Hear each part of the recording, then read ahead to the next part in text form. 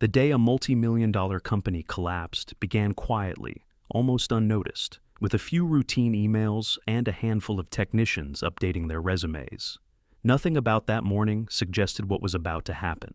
Guests walked into a luxury hotel ballroom, expecting another flawless corporate event, unaware that within a few short weeks, an entire AV company would be brought to its knees. Contracts would unravel, executives would panic, and a national deal worth millions would fall apart. And the person who set it all in motion was standing quietly at the back of the room, hands resting on the soundboard, doing his job like he always had. Back in 2007, my life revolved around cameras, lighting rigs, and control rooms. I had studied television production and spent the early years of my career working inside TV studios on documentaries and live programs. That environment teaches you one thing very quickly. When the show starts, there are no excuses. The lights go on, the cameras roll, and whatever chaos is happening behind the scenes has to stay hidden.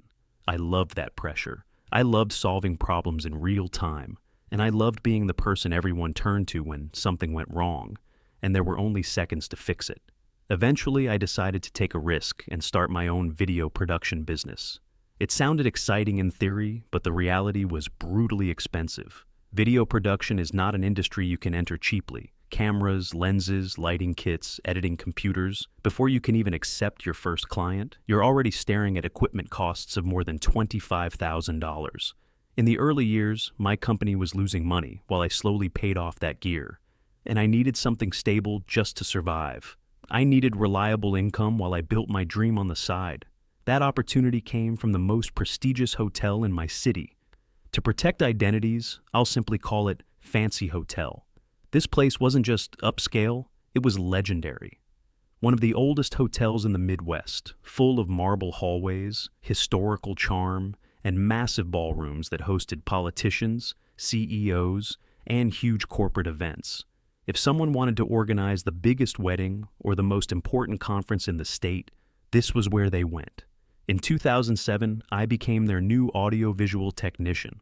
If you've never worked in hotel AV, it's easy to think everything just magically appears when guests walk into a ballroom. They see the lighting, the microphones, the giant projection screens, and the perfectly timed presentations, and they assume it all comes together on its own. In reality, hours before the event begins, someone is hauling heavy equipment, running cables across empty floors, hanging lights from trusses, calibrating projectors, testing microphones, and building a stage that has to work flawlessly when the doors finally open. That someone was usually me. I would arrive early in the morning to completely empty ballrooms and transform them from scratch. Lighting rigs, sound systems, stage monitors, projection screens, sometimes even small stage builds. When the event began, I would move to a control table at the back of the room, managing the sound, switching visuals, and making sure everything flowed smoothly.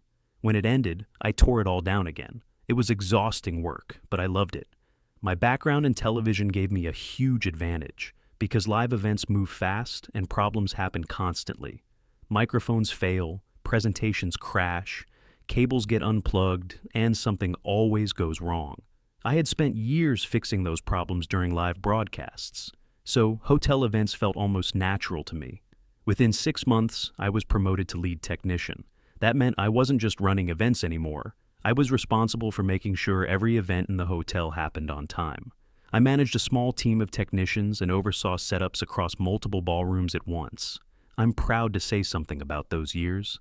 I never missed a deadline, not once. Sometimes we had only minutes to flip a ballroom from one event to another, tearing everything down and rebuilding it before the next group arrived. But when the scheduled time came, the doors always opened and the show always went on. That reputation followed me everywhere. Behind the scenes, though, the hotel had a complicated structure. Our AV department didn't technically work for the hotel itself. Instead, we were employed by a national company I'll call Alpha AV. Alpha AV had contracts with hotels all over the country, providing audiovisual services in exchange for a share of the revenue. The hotel itself was owned by a massive hospitality corporation I'll call BDC, short for billion-dollar corporation. Their headquarters happened to be only 3 blocks away, which meant this wasn't just another hotel. It was the flagship property. The biggest events happened there, and every mistake would be noticed immediately. Over time, I built strong relationships with the people running those events. Because I also owned a video production company, I found ways to turn those relationships into opportunities. Whenever BDC needed a custom video presentation for a major event, something more professional than a simple slideshow, they called me. Suddenly, I wasn't just the technician in the back of the room anymore. I was the guy producing video content for high-level corporate events. Executives knew my name.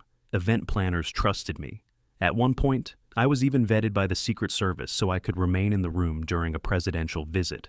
Those years were some of the best of my professional life. But success rarely lasts forever. In 2012, Alpha AV's contract with BDC was coming up for renewal, and another company had been waiting for that moment. I'll call them Beta AV. They had spent the previous year aggressively expanding, underbidding competitors, and pushing into new markets.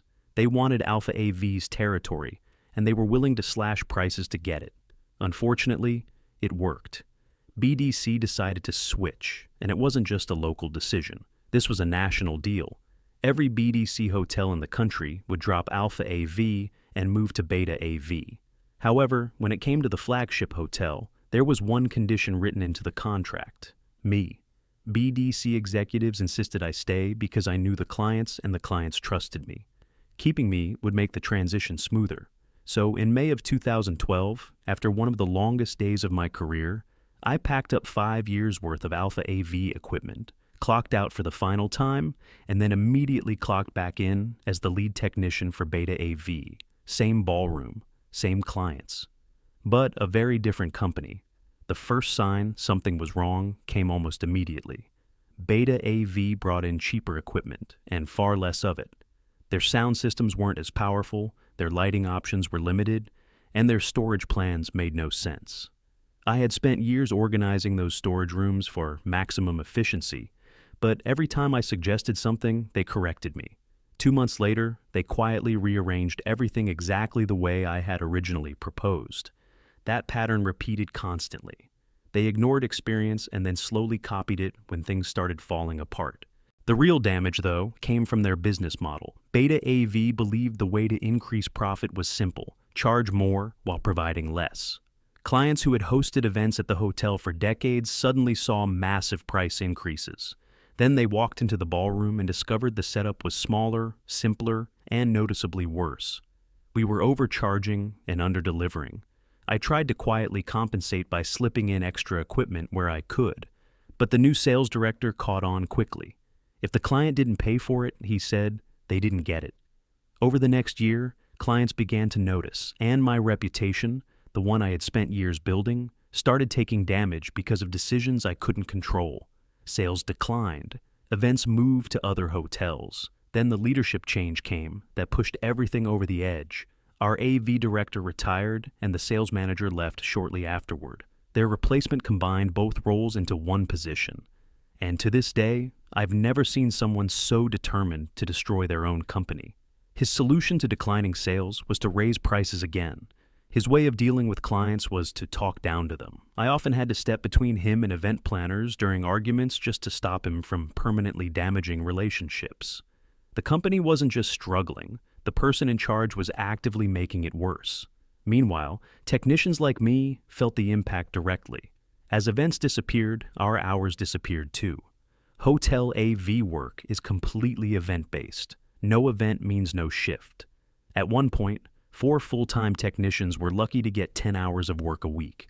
That was when I realized something. If Beta AV kept operating this way, the company would collapse eventually anyway. But maybe the process could be accelerated. During all the downtime between events, I started talking with technicians from other Beta AV hotels in the region. They were experiencing the same problems, same policies, same declining hours, same frustration. I suggested something simple. Start looking for other jobs. Within weeks, many of them were receiving offers. That was when the idea really began forming in my mind. If everyone left at the same time, the company wouldn't be able to run its biggest events. And one particular event was coming up that made the timing perfect. BDC's largest annual corporate gathering at the Flagship Hotel. I can't prove what happened next, but a few people at Alpha AV may have received hints about what was coming. A few executives at BDC may have heard rumors too. Then, 1 week before the event, every AV technician in the region submitted their 2-week notice at the same time. Suddenly, Beta AV faced a nightmare scenario. Their biggest client was about to host their largest event at the Flagship Hotel, and the only technician left to run it was the same incompetent director who had driven everyone away. They couldn't deliver what they had promised, which meant they were in breach of contract. Right on cue, Alpha AV appeared with a solution. They stepped in and delivered one of the most impressive AV setups the event had ever seen. The fallout was immediate. Beta AV's reputation collapsed, their value dropped, and Alpha AV quickly made an offer to absorb the struggling company. The deal went through. Alpha AV reclaimed every BDC hotel nationwide, the clients returned, and the Flagship Hotel's reputation recovered. Beta AV, the company that had destroyed years of trust, effectively disappeared. From a business perspective, the plan worked perfectly.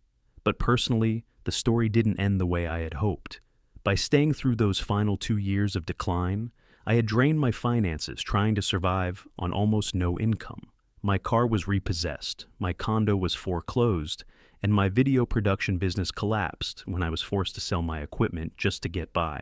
Eventually, I had to abandon the dream I had started years earlier and take higher-paying jobs outside the creative work I loved. So, no, the story didn't have a perfect ending for me. But there is one thing I can say with absolute certainty.